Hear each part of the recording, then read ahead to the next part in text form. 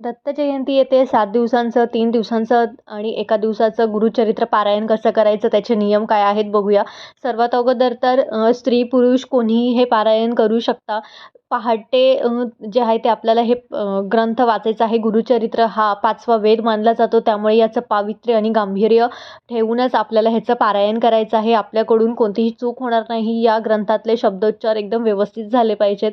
7 दिवसाचं पारायण करता येतं. पहिल्या दिवशी 1 ते 9, दुसऱ्या दिवशी 10 ते 21, तिसऱ्या दिवशी 22 ते 29, चौथ्या दिवशी 30 ते 35, 5व्या दिवशी 36 ते 38, 6व्या दिवशी 39 ते 43 आणि 7व्या दिवशी 44 ते 53 अध्याय वाचायचे.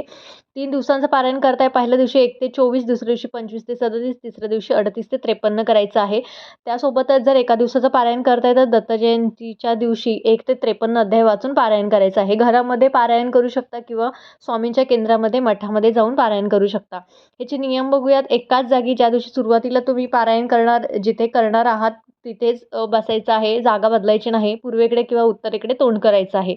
मध्ये कोणाशी बोलायचं नाही आहे. मध्ये उठायचं नाही. रात्री चटई किंवा घोंगडीवर झोपायचं आहे. ब्रह्मचर्य पाळायचं. पर अन्न खायचं नाही आहे. मद्यपान, मांसाहार आणि वाईट वागणं, वाईट बोलणं टाळायचं आहे ह्या काळामध्ये. त्यासोबतच या अगदीच पहाटे नाही जमलं तर 11 वाजेपर्यंत तुम्ही पारायण करू शकता. 12 ते 2 वाजेपर्यंत पारायण करायचं नाही. ही वेळ दत्त महाराजांच्या भिक्षेची वेळ असते. त्यामुळे शक्यतो दुपारचं हे पारायण करणं टाळायचं आहे.